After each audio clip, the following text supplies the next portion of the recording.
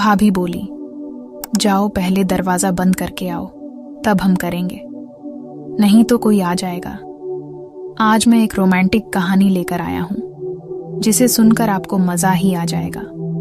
करीब 3 महीने पहले की बात है। मैं अपनी भाभी के यहाँ गर्मी की छुट्टियां बिताने गया था। मेरी भाभी अपने माँ के साथ रहती हैं। उनके पति यानी मेरे भाई जी, वह ज्यादातर अपने काम के सिलसिले में घर से बाहर रहते हैं। भाभी की शादी को अभी कुछ ही महीने हुए थे और उनको अभी तक वह सब नहीं मिल पाया था जो शादी के बाद सबको चाहिए होता है। इसीलिए भाभी हमेशा मुझसे फोन पर बात करती रहती हैं। भाभी और मेरे बीच एक गहरी दोस्ती भी है, इसीलिए वह मुझे अपनी सारी बातें बताती हैं और मैं भी उनसे कोई बात नहीं छुपाता। भाभी और मेरी दोस्ती उनके शादी वाली रात ही हुई थी। हुआ यह था कि जब भाभी अपने कमरे में तैयार हो रही थीं, तो मेरी माँ ने कहा कि जाओ जल्दी से अपनी भाभी को बुला लाओ, मंडप में बैठने का टाइम हो गया है। फिर मैं भाभी को बुलाने के लिए ऊपर उनके कमरे में गया। मैंने कहा, भाभी जल्दी नीचे मंडप में चलो, मुहूर्त निकल रहा है।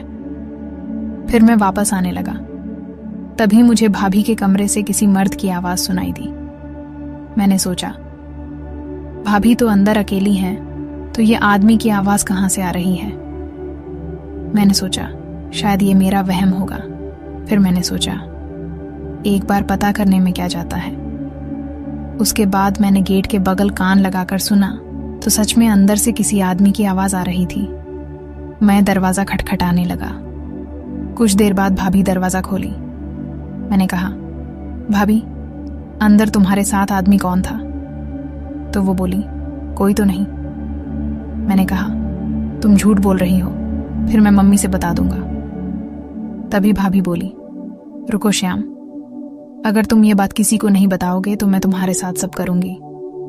भाभी की बात सुनकर मैं पिघल गया और मान गया। मैंने कहा, ठीक है, मैं किसी को नहीं बताऊंगा। फिर भाभी बोली, ठीक है, मेरी शादी होने दो। मैंने कहा, ठीक है, मैं किसी को नहीं बताऊंगा, लेकिन मुझे अपना नंबर दे दो ताकि मैं तुमसे बात करता रहूंगा। भाई लोग, मेरी भाभी बहुत खूबसूरत थीं। वो किसी हीरोइन से कम नहीं थीं। मेरा शुरू से ही उनके के साथ करने का मन करता था, लेकिन मैंने यह बात कभी उनको पता नहीं चलने दी। भाभी की शादी हो गई। कुछ दिनों के बाद वो अपने घर चली गई। मैंने अगले दिन भाभी को फोन किया, और भाभी क्या कर रही हो? तो भाभी बोली, कुछ नहीं, बस अकेले कमरे में सो रही हूं। मैंने कहा, अकेले अकेले क्यों? भैया कहाँ गए?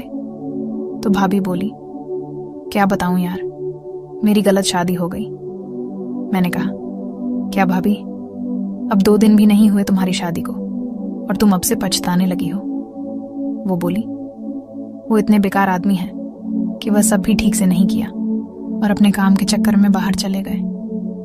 मैंने कहा, ये तो गलत किया भाई ने।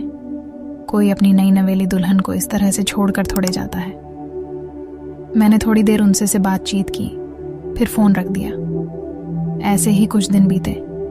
एक दिन मम्मी मुझसे बोली, श्याम, कल तुम अपनी भाभी के यहाँ जाकर घूम। मैंने कहा, ठीक है मम्मी। फिर मैं बाइक लेकर भाभी के घर के लिए निकल गया। भाभी का घर मेरे घर से करीब 30 किलोमीटर दूर था, तो मुझे वहां पहुंचने में शाम हो गई। मैं जब वहां पहुंचा तो भाभी फ्रेश होने गई थी। थोड़ी देर बाद भाभी बाहर आई, मुझे देखकर बोली, अरे श्याम, तुम कब आए? मैंने कहा, बस अभी कुछ देर पहले। भाभी गीले बालों में बहुत खूबसूरत लग रही थी। वो बोली, अच्छा है, तुम चाय पी लो, मैं बना कर लाती हूँ। फिर भाभी चाय बनाने चली गई और हम दोनों चाय पीते हुए बातें करने लगे। भाभी बोली, और बताओ, घर पर सबका हालचाल ठीक है? मैंने कहा, हाँ, सबका हाल ठीक है, बस मेरा ही नहीं।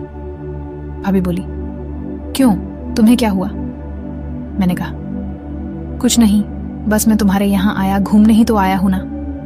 भाभी बोली, वाह, तुम इतने समय बाद आए हो। हमने खाना खाया और सोने चले गए। मैंने कहा, भाभी मैं कहाँ सोऊंगा, तो वो बोली, तुम मेरे कमरे में सो जाओ, आज हम खूब सारी बातें करेंगे। मैंने कहा, ठीक है, मैं तुम्हारे कमरे में सो जाता हूं। इसके बाद हमने रात भर विशेष रूप से बातें की। भाभी बोली, और बताओ, तुम्हें कैसा लगा हमारा मिलन? मैंने कहा, बहुत अच्छा लगा, तुम बहुत अच्छी हो। कुछ देर बात करने के बाद हम दोनों एक दूसरे में खोने लगे। उन्होंने कहा, क्या सोच रहे हो? मैंने कहा, कुछ नहीं, बस करने का मन हो रहा है। उसके बाद मैंने उनको कई बार खुश किया। भाभी ने कहा, आज मुझे तुमने वो खुशी दी है जो मुझे कभी नहीं मिली। तब से मेरा जब भी करने का मन करता तो मैं भाभी के घर चला जाता था और वहां हम दोनों खूब मजे करते।